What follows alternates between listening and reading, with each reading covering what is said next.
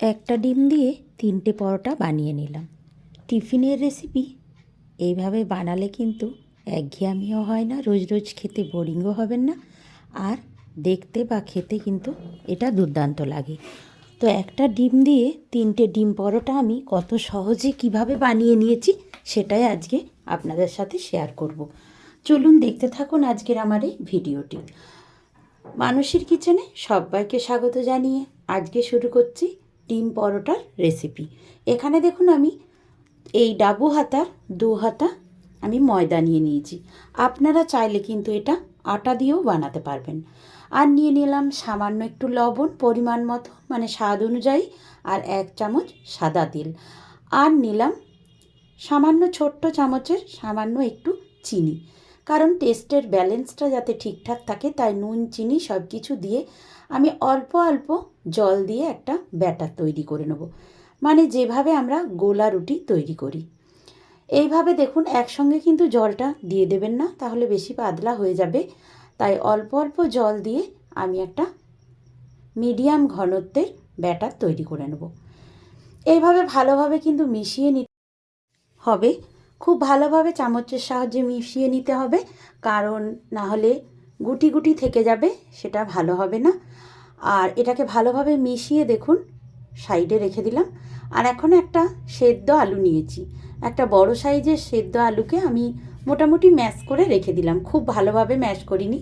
আর এখানে দেখুন পেঁয়াজ কুচি, লঙ্কা কুচি আর ধনেপাতা কুচি নিয়েছি।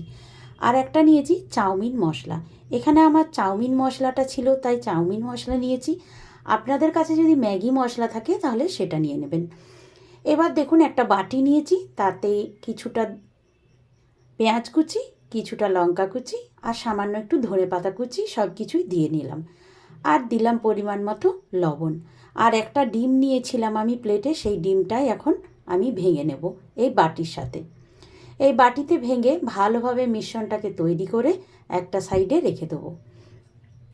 আমার রেসিপিটি ফলো করে যদি আপনারা মাঝে মধ্যে এই রকম টিফিন বা নাস্তার রেসিপি বাড়িতে বানান, তাহলে আমার মনে হয় আপনারা ঠকবেন না, আপনাদেরও খেতে এইরকম টিফিন বা নাস্তা ভালো লাগবে। দেখুন খুব সুন্দরভাবে মিশিয়ে এটাকে সাইডে রেখে দিলাম। আর এখন চলে গেছি গ্যাস ওভেনে। গ্যাস ওভেনে একটা কড়াই বসিয়ে দিয়ে সামান্য একটু 1 চামচের মতো সর্ষের তেল দিয়ে দিয়েছি। আপনারা চাইলে এখানে সাদা তেলেরও ব্যবহার করতে পারেন।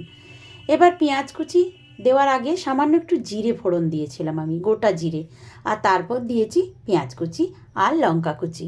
এবার ভালোভাবে খুব সুন্দর করে ভেজে নিচ্ছি যাতে পেঁয়াজটা ভালোভাবে ভাজা যায়। আর সামান্য একটু চিলি ফ্লেক্স দিলাম, কারণ খুব বেশি ঝালটা পছন্দ করি না, তাই অল্প করে দিলাম। তবে আপনারা চাইলে কিন্তু আরও একটু বেশি চিলি ফ্লেক্স বা কাঁচা লঙ্কা বাড়িয়ে নিতে পারেন। এবার সেদ্ধ করা আলুটা এর মধ্যে দিয়ে দিলাম, মানে হাতের যে ম্যাশ করে রেখেছিলাম আলুটা, সেটাকে আমি এর মধ্যে দিয়ে ভালো করে খুন্তি দিয়ে লবণ আর হলুদ পরিমাণ মতো দিয়ে আমি এখন নাড়াচাড়া করে নিচ্ছি। আর যে মশলাটা রেখেছিলাম চাউমিন মশলাটা, সেটাকেও আমি দিয়ে দিচ্ছি। আবারও বলছি আপনারা চাইলে ম্যাগি মশলাও দিতে পারেন। এবার সবশেষে কিন্তু আমি ধনেপাতা কুচোনোটা ছড়িয়ে দিলাম। আর এই পুরটা কিন্তু একেবারে তৈরি হয়ে গেল। এটা আমি পরোটার ভেতরে যে পুরটা দেব সেটাকে তৈরি করে নিলাম। এবার এটা তুলে নেওয়ার আগে সামান্য কয়েক দানা চিনি ছড়িয়ে দিচ্ছি, কারণ এতে সুন্দর একটা টেস্ট আসবে, নুন মিষ্টি ঠিকঠাক থাকবে। ঝালটাও আমি আমার পরিমাণ মতো দিয়েছি। তবে এখানে একটা জিনিস আপনারা অ্যাড করতেই পারেন, এখানে কিন্তু আপনারা টমেটো সস অ্যাড করতে পারেন। তো আমি আর টমেটো সসটা দিইনি এর মধ্যে, আপনাদের যদি ইচ্ছে করে তাহলে কিন্তু দিতে পারেন। এবার দেখুন সম্পূর্ণ যে আলুর পুরটা সেটাকে আমি একটা প্লেটে তুলে নিলাম। এবার আবারও ওটাকে সরিয়ে আমি ফ্রাই প্যান বসিয়ে দিয়েছি। কড়াইটা সরিয়ে ফ্রাই প্যান বসিয়ে দেওয়ার পরে ফ্রাই প্যানটা যখন দেখলাম গরম হয়ে গেছে, আমি 1 চামচ থেকে 2 চামচের মতো তেল দিয়ে দিয়েছি। আর যে ব্যাটারটা গুলে রেখেছিলাম, যে গোলা রুটিটা তৈরি করব বলে, সেটাকে আমি হাতা দিয়ে দিয়ে দিলাম। পরিমাণ মতো দিতে হবে, এটা খুব বেশি বড় করছি না আমি, তাই 1-1.5 হাতা দিলেই হয়ে যাবে। এবার তেল দিয়ে এইভাবে দিয়ে ভালো করে ডাবু হাতার সাহায্যেই ছড়িয়ে দিয়েছি, যেভাবে আমরা গোলা রুটি তৈরি করি।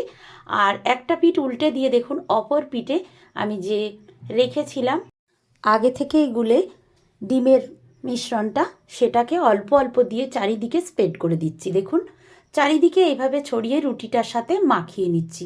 এবার আস্তে করে এটাকে উল্টে দেব।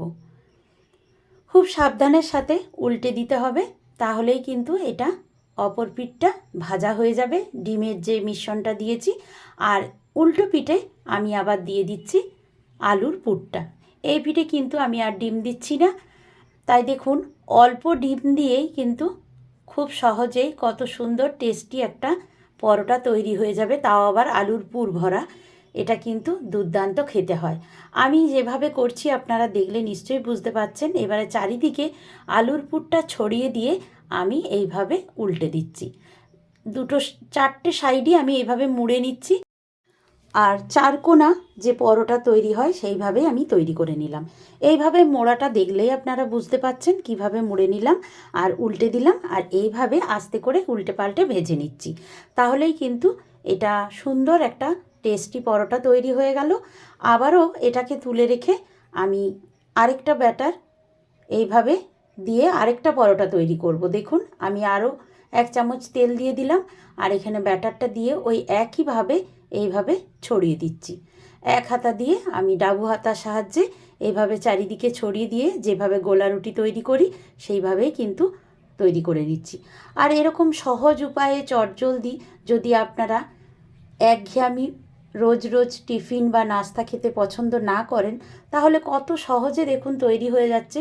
শুধু হাতের কাছে এই উপকরণগুলো থাকলেই আপনারা চটজলদি বানিয়ে নিতে পারবেন এই রকমভাবে ডিম পরোটা।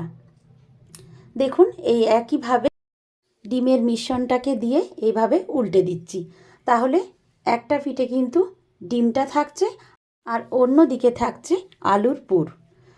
তাই এই দেখুন এইভাবে উল্টে দিলাম। এইভাবে আলুর পুরটা দিয়ে আবারও আমি 4টে সাইড মুড়ে নেব। আর এইভাবে দেখুন চামচ দিয়ে একটু ছড়িয়ে দিতে হবে, আর তারপর মুড়ে নিলে তৈরি হয়ে যাবে।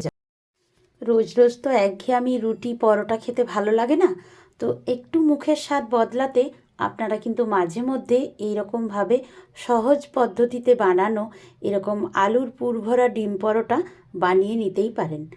আর দেখুন এইটাও কিন্তু আমার ভাজা হয়ে গেল। এবার এটারও তুলে রাখার পালা। আর একটা ডিম দিয়ে আমি 3টে বানিয়েছি, তাই তিনটে পরোটাকে আপনাদের দেখিয়ে দিচ্ছি। তো 2টো ডিম দিয়েও কিন্তু আপনারা 6টা পরোটা এইভাবে বানিয়ে নিতে পারেন। আর এগুলো খুব একটা ছোট হচ্ছে না, যেহেতু পুর আছে তাই খেতে কিন্তু একটা খেলেই মোটামুটি পেট ভরে যাবে, আর 2টো খেলে তো নিশ্চয়ই পেট ভরে যাবে। তাই আবারও আমি দিয়ে দিলাম আরেকটা মিশ্রণ, আর এই একইভাবে আমি আরেকটা পরোটা তৈরি করে দিলাম। দেখুন সম্পূর্ণ মিশ্রণটা শেষে আমি দিয়ে দিলাম, কারণ আর কিন্তু ডিম নেই আমার বাটিতে। পুরো ডিমটাই আমি লাস্ট যে পরোটাটা হলো সেটাতে দিয়ে দিলাম, আর আলুর পুরটাও কিন্তু সম্পূর্ণটা দিয়ে দিলাম। এবার দিয়ে লাস্ট পরোটা আমার তৈরি করা হয়ে যাবে এইভাবে। আর একটা ডিম দিয়ে আর একটা আলু সেদ্ধ দিয়ে আমি 3টে পরোটা বানিয়ে নিলাম। কত সহজে, কত চটজলদি বাড়িতে এটাতে কিন্তু কোনো রকম বেশি টাইমও লাগে না বানাতে, আর কোনো রকম বিশেষ কোনো খাটুনিও হয় না। আপনারা টিফিন বক্সে বাচ্চাদের বা লাঞ্চ বক্সেও আপনারা এটা প্যাকিং করে দিতে পারেন।